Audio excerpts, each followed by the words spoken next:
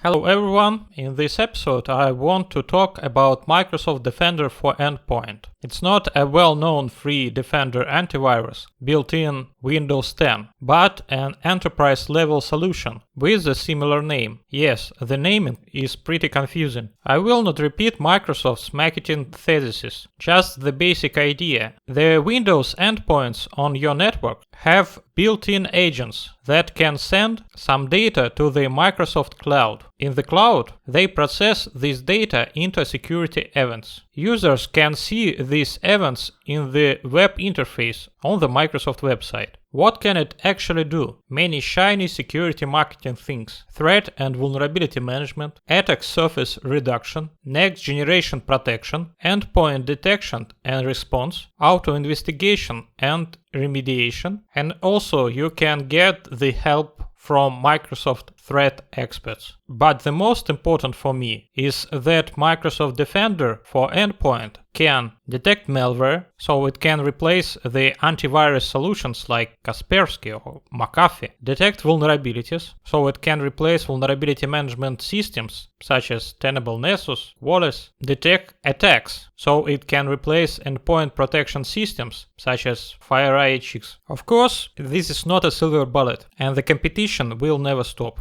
But still, the fact that Microsoft controls the operating system is an enormous boost to their corporate security products. So, when you log into the graphical user interface at https://securitycenter.windows.com using a domain account like johnsmith@corporation.com, you will see many tabs and specialized dashboards. For example, the Security Operations dashboard with active alerts, active automated investigations, machines at risk, users at risk, and so on. Or threat and exposure dashboard with different scores for devices and security recommendations. But I think the most useful is the device inventory, where you can see a list of all assets and information related to asset: device name, domain, risk level, exposure level, OS platform and version, health state, last device update, and tags. And then you can click on the host and get the detailed information, including the list of alerts, installed software, vulnerabilities, missing KBs, and so on. What is very important: the vulnerabilities are not only in Microsoft products. Here I would like to stop talking about graphical user interface. For those who are interested in all capabilities, I recommend the official marketing video by Microsoft and related articles from the manual. View and organize the Microsoft Defender for Endpoint device list and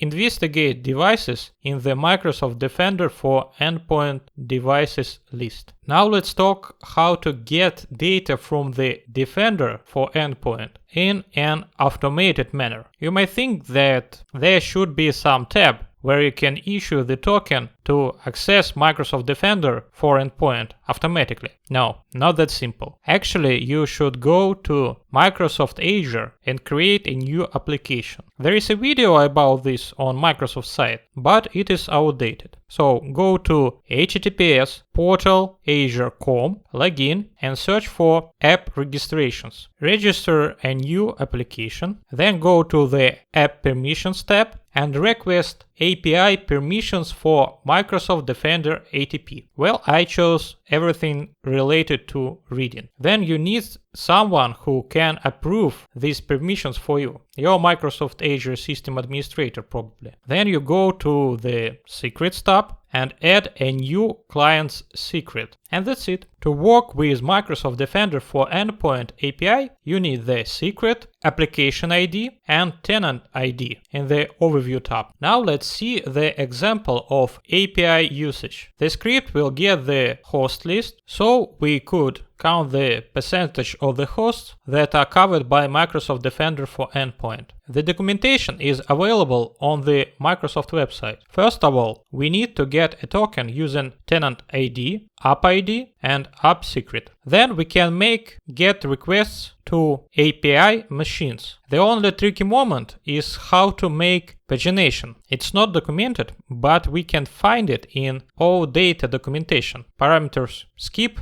and top. In the output, we can see the host name in computer DNS name, OS platform, OS version, agent version, risk score, exposure level, and other basic parameters. I hope that's enough for a start. Again, full documentation with examples is available on the Microsoft website. That's it for today. Please subscribe, leave your comments, follow me in social networks. See you next time.